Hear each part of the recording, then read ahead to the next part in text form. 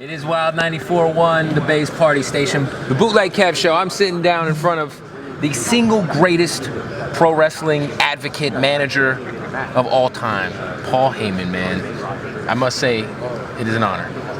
Truly an honor. I'm glad you feel that way. Thank you for having me. Yeah, man. I always tell my kid this because my son is obviously a huge wrestling fan, and every Monday we watch Raw.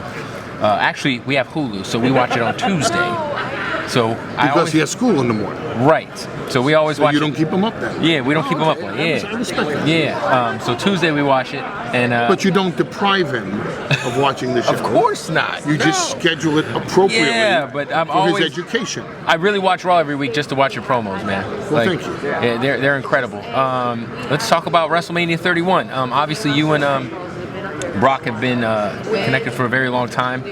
He is the one behind 21-1 last year.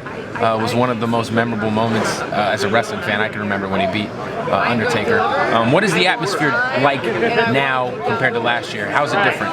More visceral. Last year we knew we were going to shock the world and bring tears to the eyes of children. Right. And this year I think we are ready for the fallout of exactly how visceral a beating Brock Lesnar is going to lay down on Roman Reigns, and how people are going to sit there and say, wow, that's not very family friendly. Brock Lesnar just really put a bitch slap on that. How many suplexes can we expect? How many suplex repeats are we going to get from Brock? If you had to make a bold prediction, I mean, I don't. Was it 16 against Cena? It was 16 against Cena. Okay, let's go for 17. Can we go for 17? I don't know if Brock Lesnar's going to be suplexing Roman Reigns. Maybe Brock Lesnar's just going to cut him off at the knees and take him down and ride him and bitch slap him straight into the mat. I mean, there's lots of different game plans as to how to humiliate another man and impose your will on him.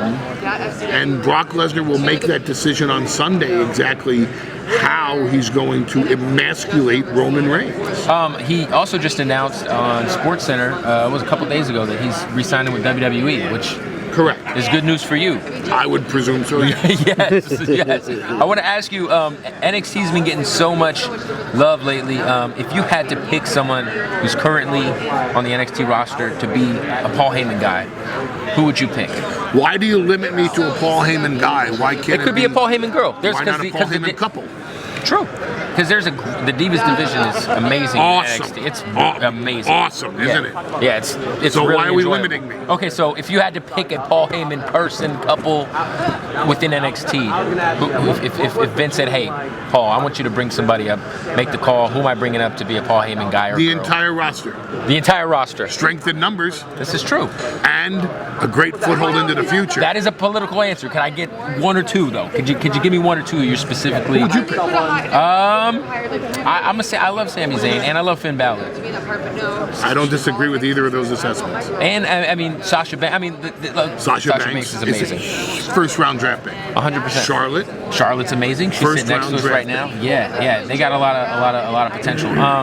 Speaking of potential, there was a recent. Kevin Owens. Kevin Owens is amazing. First round draft pick. Indeed. There was a recent. Let me ask you this. Yes. Who's not a first round draft pick? Want to knock somebody? Want to take a risk? You know, I went to a house show in Tampa a couple months ago, and I forget the guy's name. He had a really bad gimmick, though. Okay, has it changed yet? I really don't remember the guy's name. He had like really thick sideburns, and he was like doing the corny rocker thing. Okay, so he's not around right now. I don't ever see him on the actual. So now. I think right now NXT is solid, front to back. It's just an entire roster of first-round draft. 100%. So when I sit there and I say to you the whole roster, not being political or diplomatic, that's just truthful. Strength in numbers and a foothold into the future. Straight up. There was an interview, obviously a lot of people watched the Stone Cold podcast with Vince, and he was asked about Cesaro. And of course, Cesaro last year had a great, he had a lot of momentum out of WrestleMania. He won the Andre the Giant Memorial Trophy and then became a Paul Heyman guy. Vince said that like he thought something was kind of missing with Cesaro as to why he didn't maybe go to that next level, because a lot of people are always championing Cesaro as such a huge talent, which he is. What do you think he's missing? Why do you think he's? I didn't say Cesaro's missing anything. That's Vince's. I mean, in your opinion, why is it that Cesaro hasn't maybe broken out to the potential that a lot of people think he has. Because he hasn't connected with Vince McMahon yet. That's true. Cool. Yeah. That's straight up. That's a straight up answer. What did you expect from me? Nothing else. Nothing else. Besides your... I mean, I can candy coat it a lot. No, don't candy coat anything. Don't candy coat anything. Straight up. Yeah, don't candy coat anything. CM Punk, how often do you talk to Punk? As often as you'd like to be on the phone with me. Okay. All right. I'll take that. All right, I'll take that. I want to kind of go back to... as often as he needs and as little as he likes. Okay. I want to go back to when ECW came. I mean, obviously, I think when you look back and you watch the documentaries, it's pretty apparent that WWE's success really... You had a lot to do with that because they kind of carbon copied a lot of what ECW was doing and formed their version of that to become the Attitude Era. But when ECW kind of came back with WWE in the early 2000s, it sucked. It did suck. Why do you think it sucked? Because it wasn't ECW anymore. It was WWE's version of ECW, and no one wanted to see it. If you could go back and do something, but I can't go back. See, I don't go by. I never go by ifs. You know? If your aunt had balls, she'd be your uncle. She doesn't, so she's not. This is true. So I deal in absolutes. I don't deal in ifs. What are you looking forward to match-wise besides obviously Roman Reigns and Brock Lesnar? What is the match that you are? Here comes an answer that you're going to accuse me of being diplomatic and political. All of them. So I'll tell you. But okay, the answer is all of them, and I'll tell you why. Okay. Because they're all on before we are. So we're following everyone. We're out there in the main event. So you're damn right I'm looking forward to seeing what goes on before us. So that by the end of the night, the only thing that matters and the only thing you're going to remember is what Brock Lesnar does to Roman Reigns. Okay. When people talk about WrestleMania 30, what do they talk about? They talk about the streak ending. That's all they talk about. Right. They don't talk about, they really don't talk about anything else. Right. And we want to steal the show again. We want to cement Brock Lesnar's legacy into this show and brand this show another moment that people say, did you see the moment Brock Lesnar did that to another human being? That's our goal. All right. So all of them, because they're all our preliminaries. Very nice. You're obviously one of the greatest minds in wrestling history. How do you feel about Undertaker not being on TV in the build-up? I agree with it. You like it? You have to pay to see him. What's he going to look like? And Bray's done a great job. I didn't say, I didn't have any criticism for Bray Wyatt's job. What's the Undertaker going to look like? Everybody wants to know. How's he going to react? Yeah. What's it going to be like for him to walk out with that one on his record? Will he still have the same swagger? Will he still have the same confidence? Will he still have the same aura? Will the other members of the audience besides the person for whom I'm speaking at this moment, which is Joe Public, right? Joe WWE Universe, how will the other 79,000 people in the arena stadium react to him? Want to see it? Want to know those answers?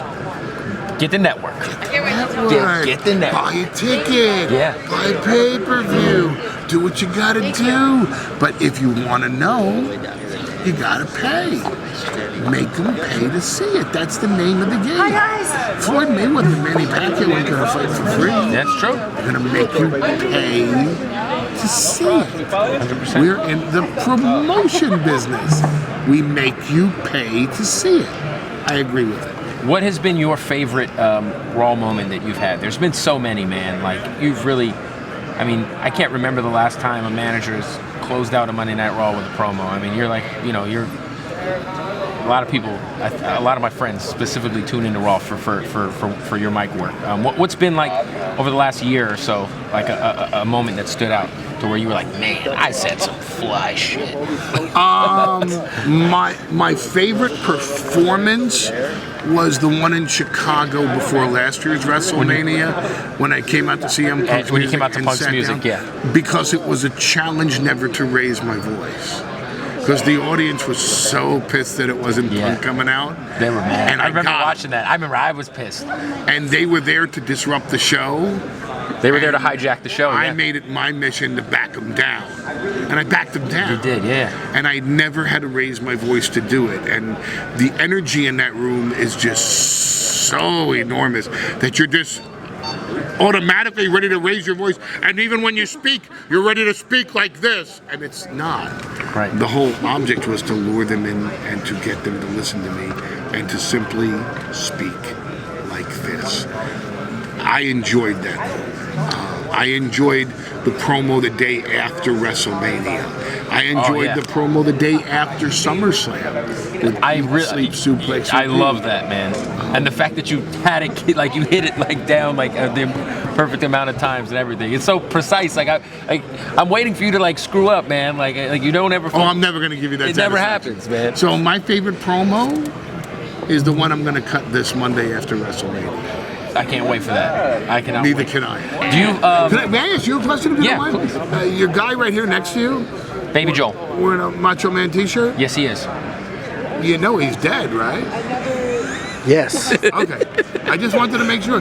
Some people don't know these things. Some people are coming to the Hall of Fame not knowing what. They're going to be very surprised. Some really whacked out people showing up around here for WrestleMania. No, my friend here is a super duper mark. He is, but there are people But who that's why I just literally. wanna make sure, you you do know. know. Just so you know, if you came for Macho Man, you're not going to see him. Yeah, you know, ooh, yeah, unbelievable. Not around, not here to take the award. No. Besides Punk and Brock, you've had a few other people you've been advocates for over the last 3 years. Who did you enjoy working with the most besides those two guys? I think I let down Curtis Axel and Ryback. In what way? Why do you say that? Because they were placed in a situation where they could not be the spotlight as a Paul Heyman guy. Cesaro, I feel, peaked the moment he introduced me as his advocate. And I thought that was a little premature. I really wanted to see him kind of go the babyface route after WrestleMania last year. and I think we went downhill from there. Plus, he had to play second fiddle to me exploiting the bragging rights of Brock Lesnar conquering the streak. So that was bad for Cesaro. Curtis Axel and Ryback had to be supporting players in the CM Punk versus Paul Heyman feud. Right. Because that had so much equity in it, there was no way to justify Curtis Axel or Ryback being the spotlight. True. Because the personal issue was between me and Punk, and people pay to see personal issues. So on the flip side for them, they didn't get a chance to be spotlighted. They just got a chance to be a supporting player. That sucks for them. So it wasn't a career opportunity to be a Paul Heyman guy. CM Punk became a Paul Heyman guy. It was because he was the WWE champion. And you added so much to that. And now he has his rabbi and his best friend from the past. It was amazing, yeah. Guiding him and taking him down a more nefarious path. And with me and Brock, obviously I love the fact Brock doesn't have to talk. But what could he say? You know who you could help out Roman Reigns? Because I think I have helped out Roman you Reigns have from the other side a lot, of the equation. definitely. And I like Roman Reigns. I'm a huge fan, Of course. of Roman Reigns. I think he is dramatically underappreciated by and the he's audience. improved a lot. Enormous. Immensely, yeah. Fast, too. Yeah, for sure. Fast. He's on the fast track. For sure. You know, and I think the audience is very unappreciative of Roman Reigns. Who's the most underrated wrestler on the roster right now? Brock Lesnar. All right. I don't think he gets the credit that he deserves. Really? Really. He's I mean, a lot of people say John Cena's the face, but Brock Let me is ask you a question. he's the champ. Off the top of your head. Greatest wrestler of all time. Quick, go. Macho Man. See, I disagree. Brock Lesnar. Okay. Quick question. Greatest in-ring performer ever. Shawn Michaels. I disagree. Brock Lesnar. What is there anything that Shawn Michaels does that Brock Lesnar can't do? No. Are there things that Brock Lesnar can do This is okay. that Shawn Michaels can't do? This is a So good doesn't point. that put Brock above Shawn? Most underrated, underappreciated. I would say this. keeping it funky. Brock's presence on the mic might not be up to where a Shawn Michaels or a Macho Man. I mean, and that's just as I didn't important. ask you who the greatest interviewer is, did I? Hey, we're talking about in the ring. I asked You're you, right, okay. in-ring performer, Paul Heyman just checked me athlete, successfully. wrestler, and Brock doesn't need to speak on the mic. He does not. That's what he has me for. This is true. I'm Brock Lesnar's Jew. This is beautiful. I just got checked by Paul Heyman. The most underappreciated, the most underrated wrestler ever and now. Actually, then, now, and forever. Brock Lesnar. When Stone Cold got let go from WCW, and you let him come to ECW and cut those promos, which were amazing, what was going through your head? Because I feel like that was like, I feel like that kind of thing is missing to where, obviously now it's WWE is really the only game in town that matters. But by far.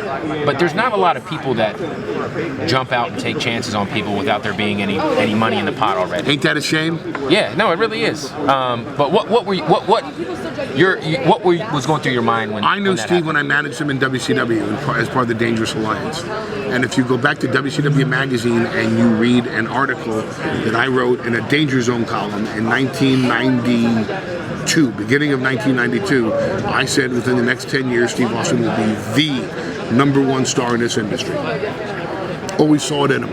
And it's not that I could see things that other people didn't see, it's that I saw things that other people weren't willing to see. How does Steve Austin walk in a room and people not go, "Whoa, that's the guy right there"? Yeah. And if you're not feeling that, you ain't paying attention. Right. That's real. Well, look, Paul Heyman, I'm a Paul Heyman guy, man.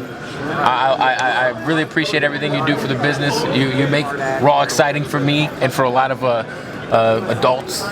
You know what I mean? That's really what I look forward. I look forward to, especially Monday Night Raw. I will look forward to whatever the outcome is at WrestleMania. I can you want a spoiler? This is what's going to happen.